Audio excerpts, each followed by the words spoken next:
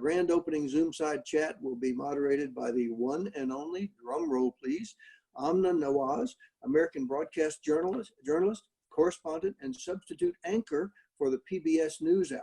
Amna will introduce her honorable panel, and we're all honorable today.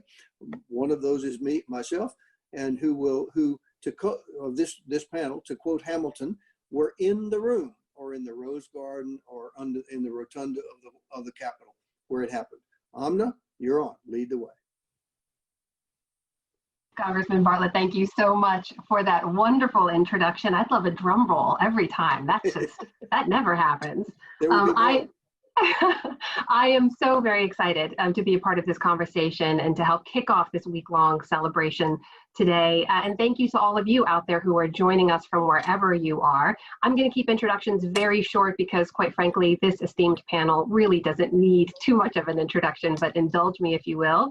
We have with us, of course, the Honorable Steve Bartlett, co-author of the Americans with Disabilities Act and chairman of Respectability. We have the Honorable Tony Coelho, also co-author of the Americans with Disabilities Act and founder of the Coelho Center, Loyola Law School. The Honorable Lex Frieden, co-founder and leader of the Independent Living Movement. And the Honorable Tom Harkin, co-author of the Americans with Disabilities Act and global disability innovator. We are honored, all of us, to be in your presence and have you all together today. I want a quick reminder to anyone out there, if you have a question for any one of these panelists, there's a little Q&A box at the bottom of your screen. Go ahead and submit your questions there. We'll be going through them and working them into the conversation. But for now, I get the treat of leading this conversation. So, gentlemen, I have often wondered this, and I would love if you would take us back to that moment, because these big moments in American history don't come around too often. And we're now more than a generation removed from this landmark Civil Rights Act moving forward. So I want to ask each of you to kick us off with just a couple of sentences. If you can take yourself back to that moment when you were in the Rose Garden or in the room or in the rotunda where it happened, and you realized this moment was happening, this was finally moving through. What was that like for you in that moment? And Congressman Bartlett, since you kicked us off, maybe you can kick us off with some opening thoughts. Do you remember what that moment was like? I will try. I do, and it should actually go to Tony and Tom, and Lex, as I was the last to come into the room. So thank you for that. We didn't know, we believed we would succeed, but didn't know that we would succeed right then, that day. There were a lot of barriers to this. It's a complicated piece of legislation, but it was finally time in 1990, beginning in 1988, really, when it was clear that this legislation to remove those legal barriers to access for persons with disabilities was time had come. So it was a process. We started and we just kept working at it until finally came the day on the South Lawn of the bill signing. But you know, until the signature pen went to paper, I think it was always one of those things that we knew was going to happen. We just didn't know when. Senator Harkin, what do you remember about that day? What stands out to you?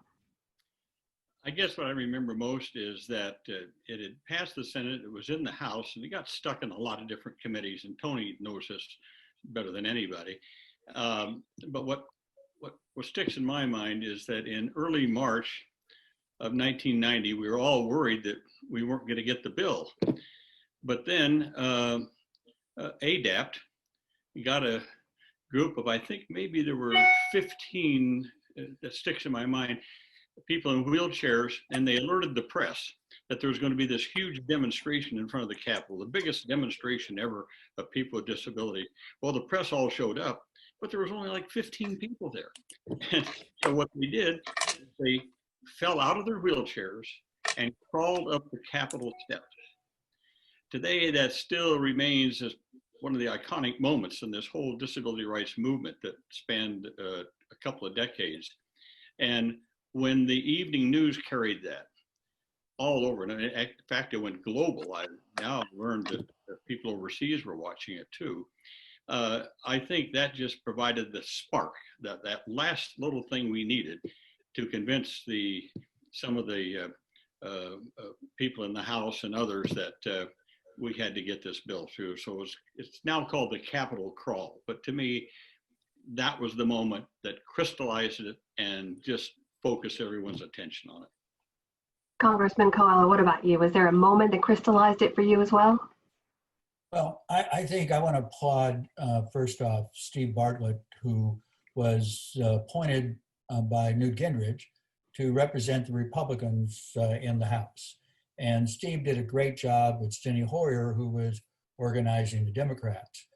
But without the two of them, we would have never gotten there because the leadership had put it in 4 or 5 committees, Steve, I can't remember for sure, but it seemed like 5, and then all kinds of subcommittees, basically to try to slow it down and maybe even prevent it from passing. But the strategy was to go to a subcommittee that was easy, that was totally favorable, and it was the Labor Subcommittee. Major Owens from New York was the chair. He put it out very quickly, and then we kept on going. We had people like John Dingell and Jack Brooks and so forth who were very tough guys getting things through. But it took the effort of Steve and Steny to move in the right direction, create the momentum. And once you got it going, it was pretty hard to stop it. The Capitol crawl helped, but it was actually the strategy of Steve and Steny that made this happen. Because without that strategy, if we'd moved ahead 2 or 3 committees before you got the ball rolling, we would have never gotten there. So I applaud their strategy. Well, and with Tony, I might interject. We did it in regular order, so it's not like what sometimes happens today, where it would just be taken into the speaker's office and written by a group of 5 people.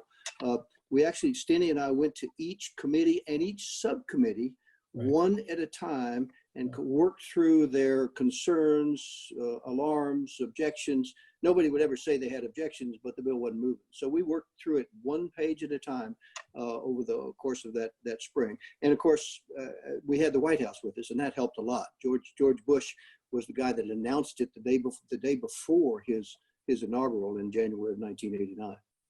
Actually, President Bush announced it in the campaign that year that he was going to support an ADA, and the Democrat candidate, Michael Dukakis, announced also. So either president was going to work on the ADA. So Papa Bush was with us from the beginning. He had a child with a disability who died. And so he and Barbara were very committed to this legislation. And that was very helpful because some people in the White House, as Lex knows, some people in the White House were very opposed. But with the president's support, that opposition wasn't going to last, and it didn't. Well, before we move on to all the issues today and into the future, I do want to make sure we hear from Lex Frieden on this as well. If you take us back 30 years, Mr. Frieden, do you remember what that moment was like? What stands out to you on this day? Well, that was a beautiful, hot Washington, D.C. day. And I think the real significance of the day came when CNN decided to cover the signing ceremony on their international network. And on that day in 1990, July the 26th, more people were exposed to the concept of disability, freedom, and independence and non-discrimination than on any other single day in history.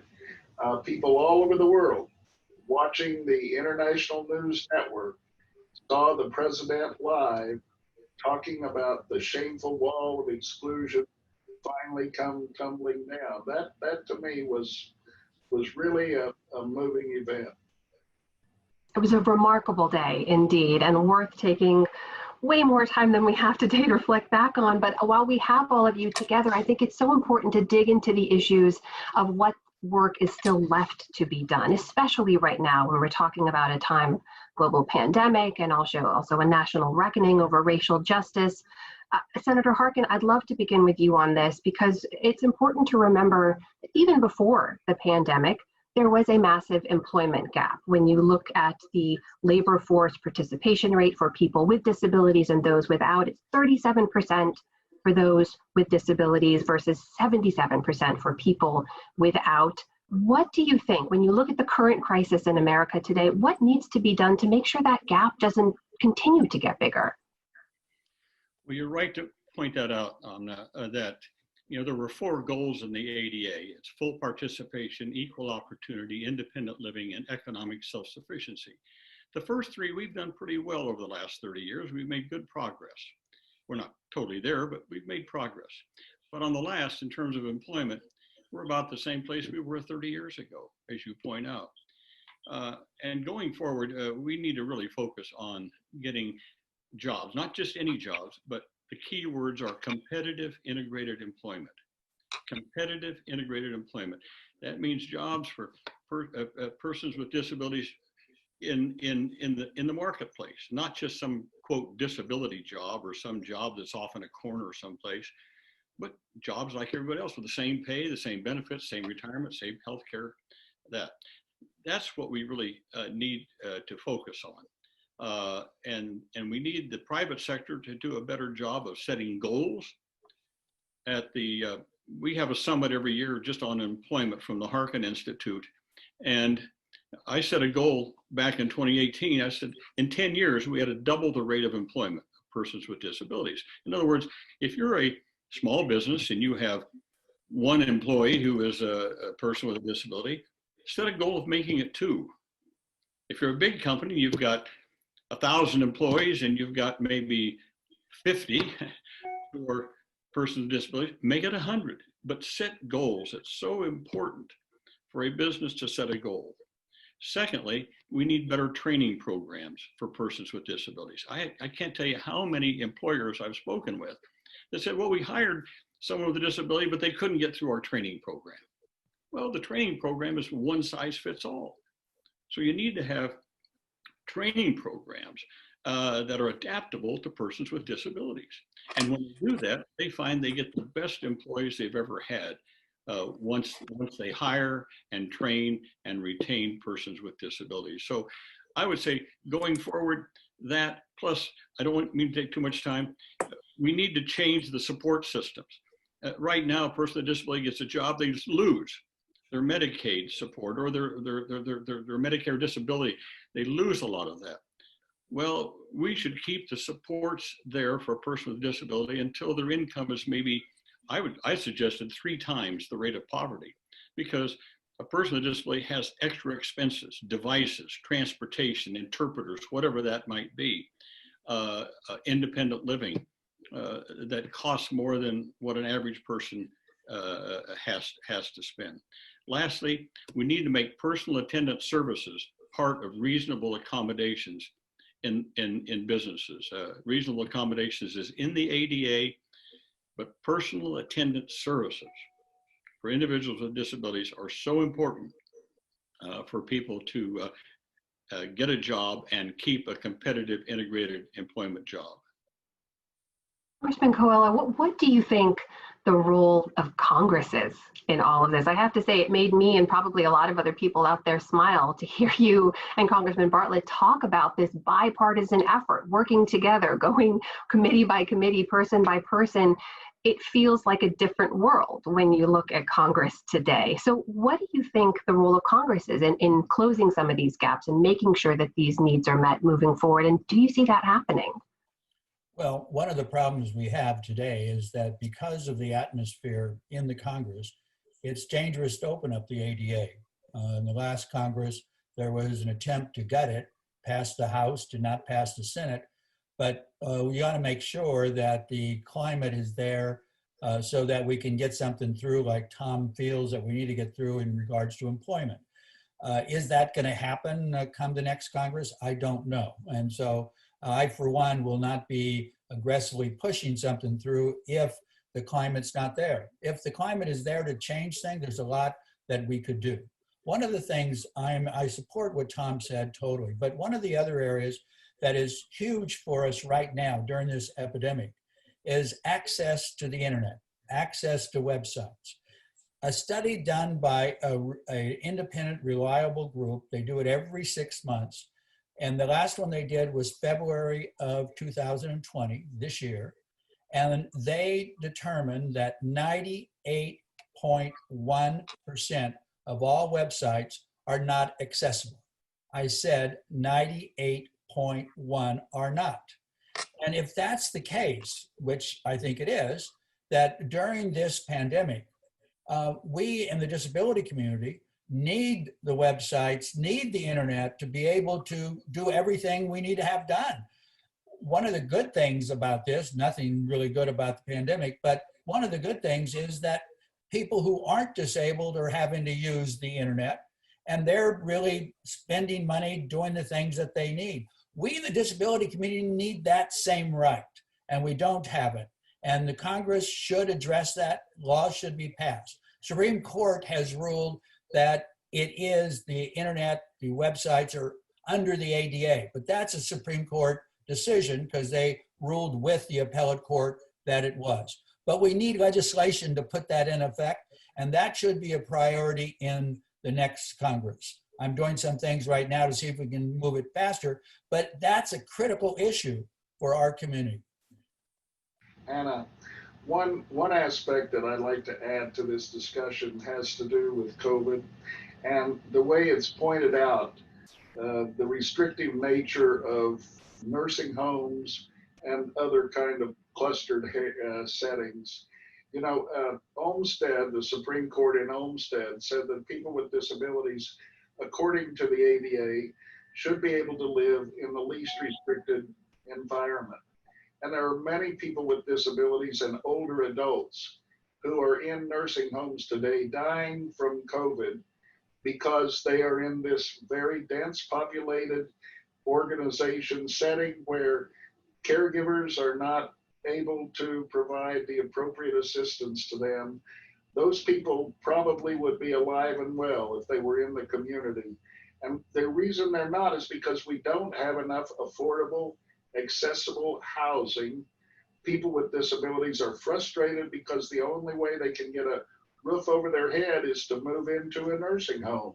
And furthermore, it's the only way that their care will be reimbursed or covered or assisted with them. And they must have, we all must have, a community-based long-term services and supports network that's built into the infrastructure of our communities, where when people age or they become disabled for another reason, they can live at home, they can age in place, and they can get the kind of support and services they need in their own residence, in their own homes, and not have to move into an institutional environment in order to do so. Amna, let me It's an just excellent point. Yes, that, please. Go ahead, Congressman. That Lex talked about. Today, 25 states, 25 states, ration health care to individuals with disability during this crisis. 25 ration. That means that they put people with disability at the end of the line. And if there's a choice between somebody with a higher quality of life as opposed to somebody with a disability, the person with a higher quality of life gets the device or gets the care. Higher quality of life. We in the disability community have a quality of life that's just as high as anybody else. And under the ADA, it's wrong to do that, wrong to discriminate. It's a fight that we're into right now. We're very aggressively working it. But in line with what Lex said, we have all kinds of problems with the healthcare situation today and with what some of the states are doing. Well, Lex Frieden, you raised the very important point of intersectionality, right? That none of these issues exist in silos. So if I can follow up with you on that, Mr. Frieden, we also can't divorce this moment from the national conversation on race that we're having.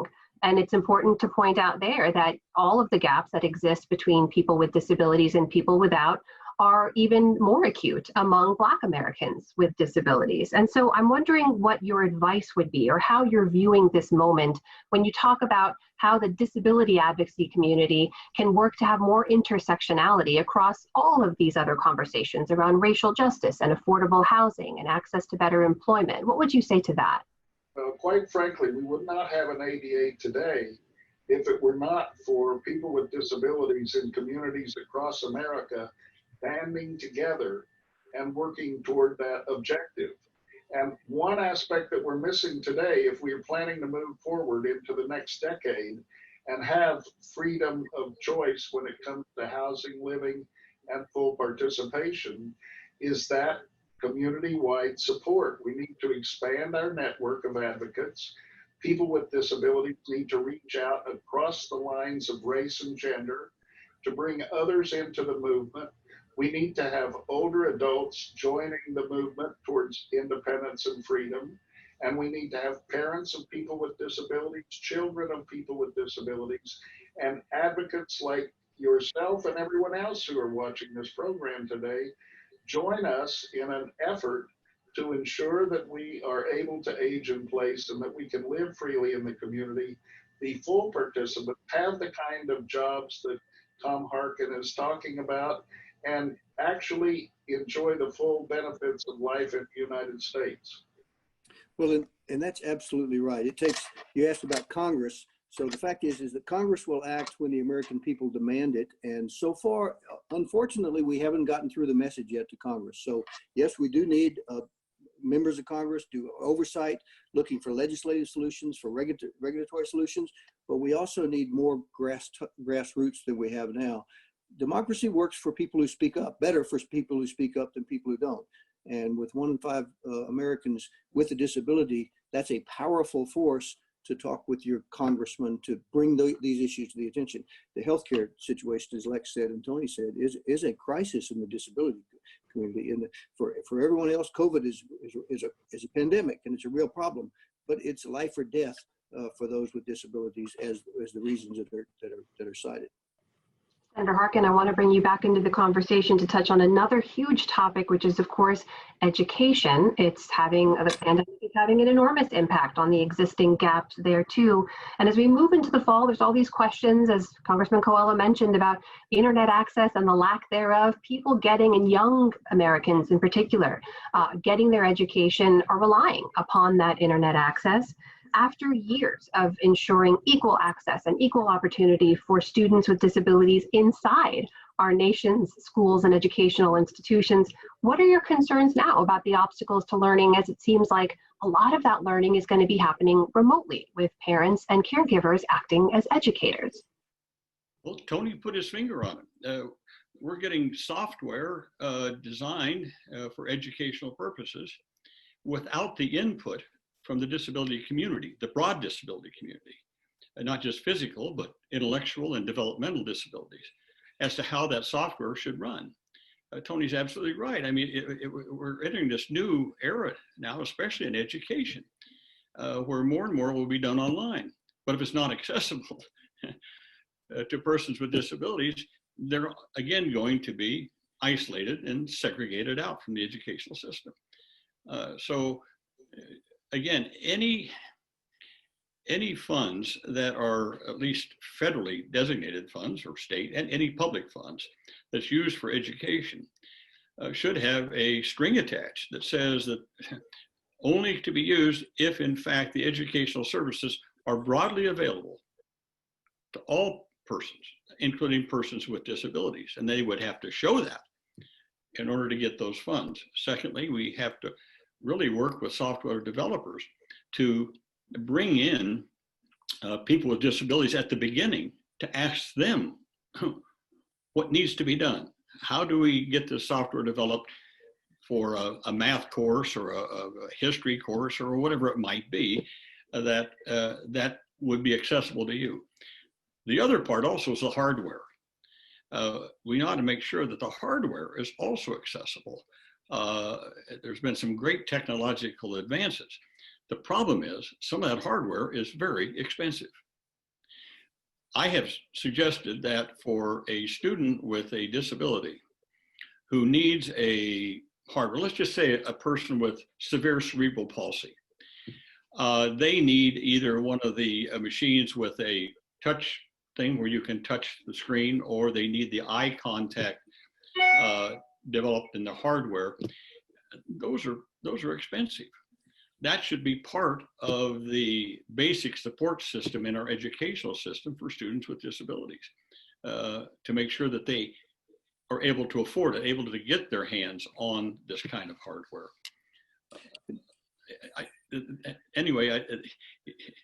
You just have to make the technology, the software and hardware, not only accessible, but affordable. And Tom, you're right. And that hardware is expensive, but it's not as expensive as not providing it.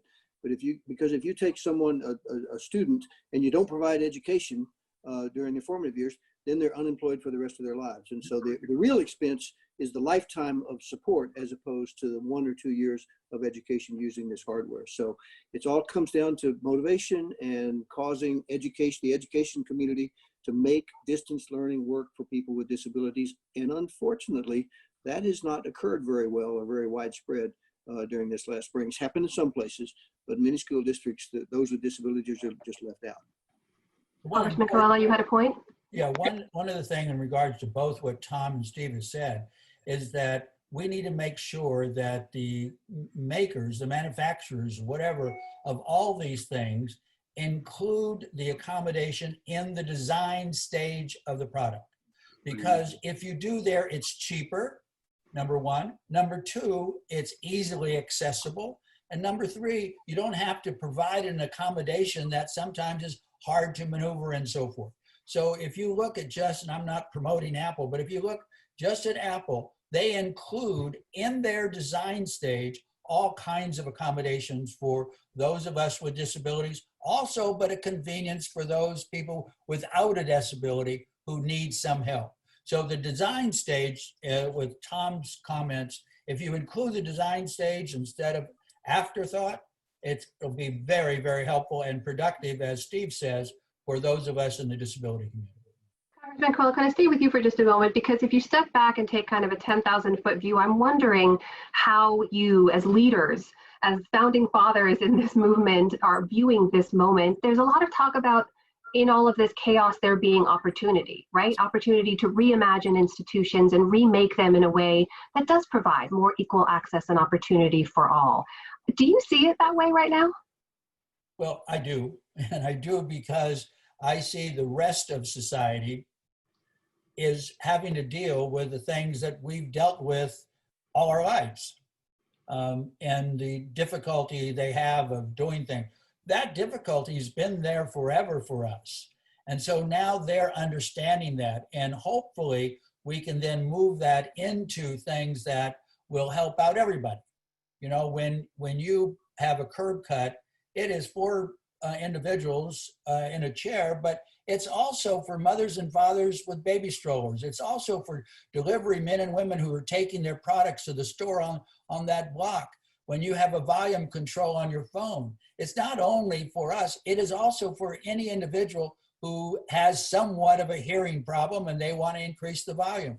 They also, the print on a phone, you can enlarge it, you can make it smaller, whatever. That's also helping for people with sight impairments, but it's also a convenience for everybody else. So all that is what's really important in my view.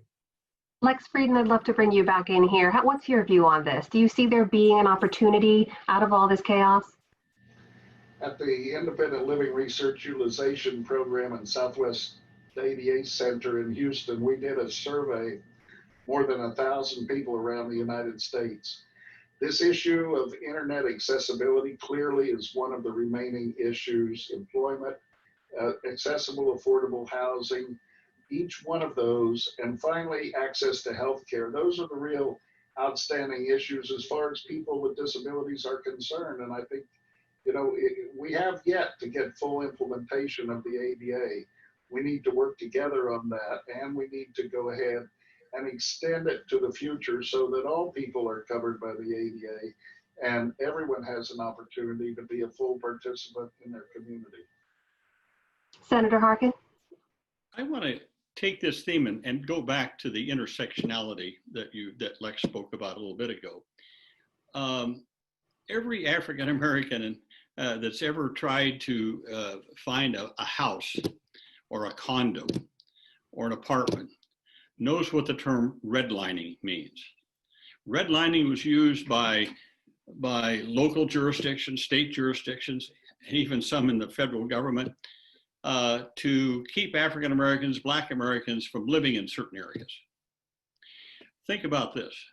Every house that's built, every condo that's built, every apartment building that's built that is not accessible is like redlining for a person with a disability.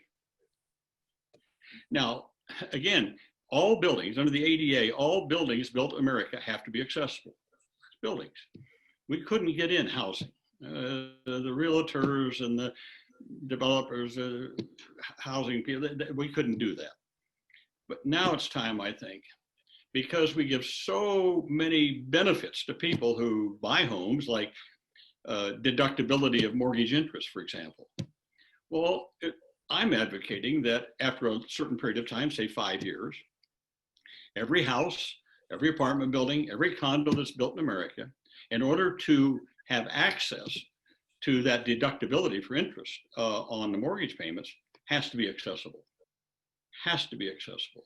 Not only will that provide better housing for people with disabilities as such, but as we all grow older, older people know that if they have a place that's accessible, it's easier for them to also live in.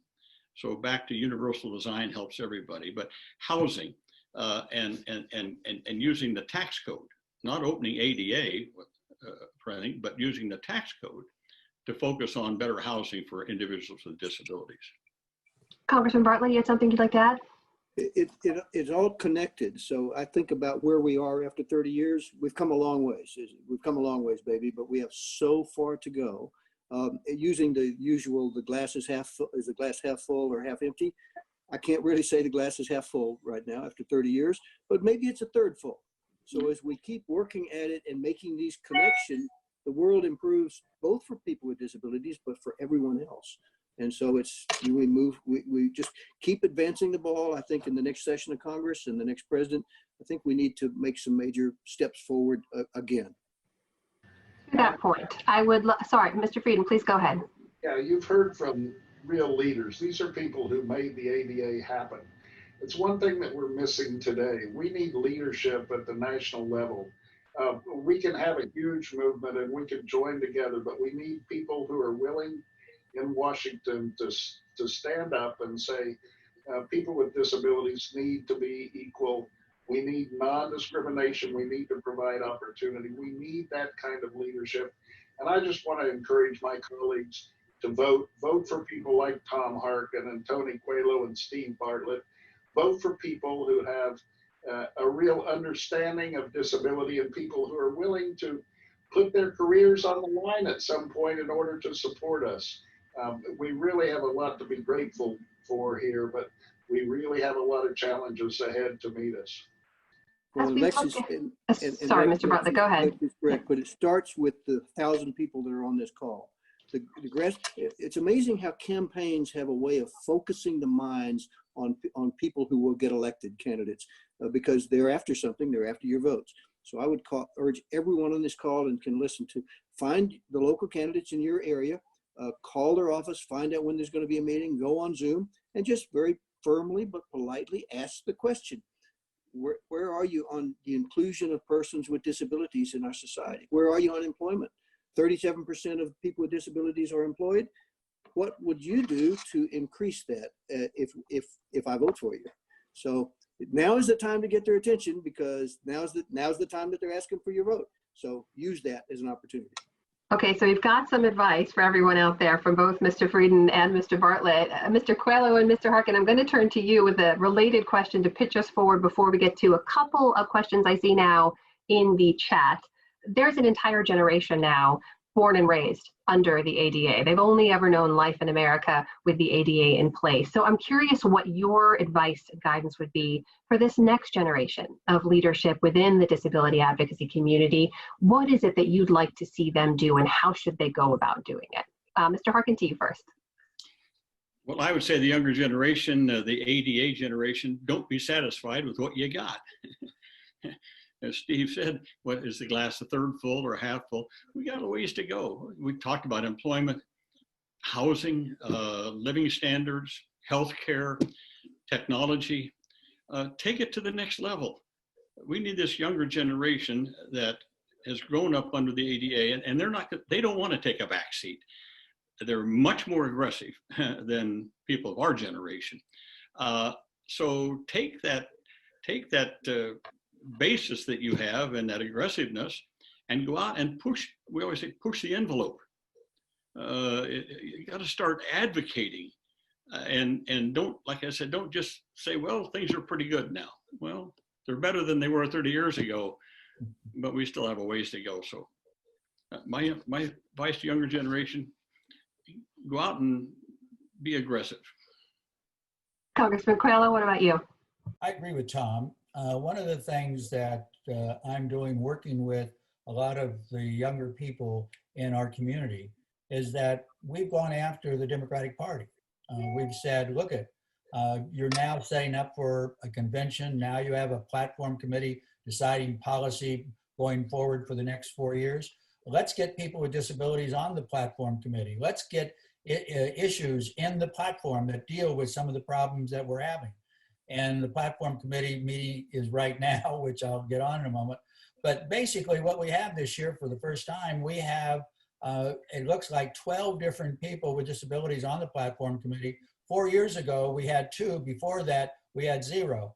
And we now have what it looks like in the platform, we're going to have over 75 different references to the people with disabilities. Last year, we had 4 years ago, we had 19. Before that, we basically had none. And the people on the Republican side should do the same thing on the Republican Party, because that is setting the platform for that party for the next 4 years. We need to get things like that in there so that those of us in the disability community can point to that and say, you were committed to do that, why isn't it being done? But all those type of things, you got to stand up to power, I believe, and you got to be willing as a person with a disability to make a difference.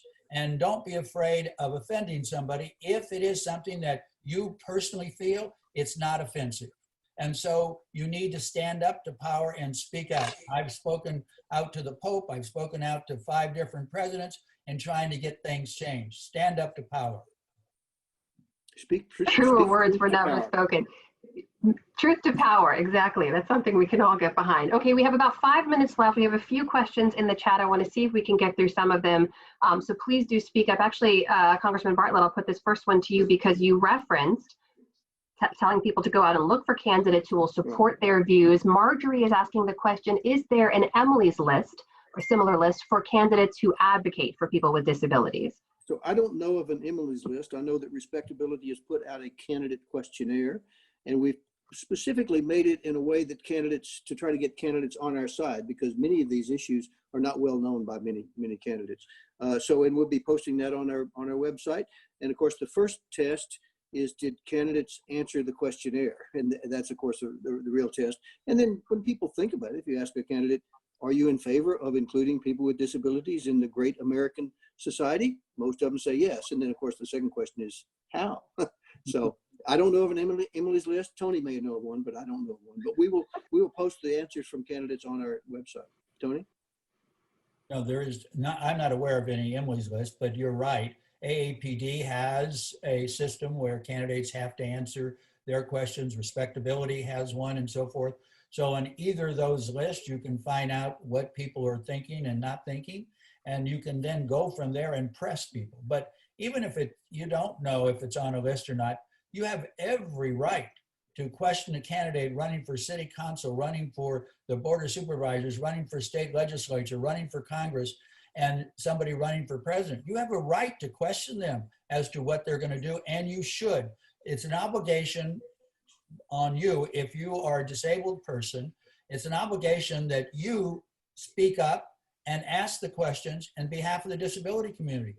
As Steve said much earlier, that unless we speak out, unless we speak up, there's not going to be any changes. So we have to be willing to speak up. Just a couple of minutes left, and we have a few questions coming up on this one topic, so I'll combine them into one if you'd like to answer.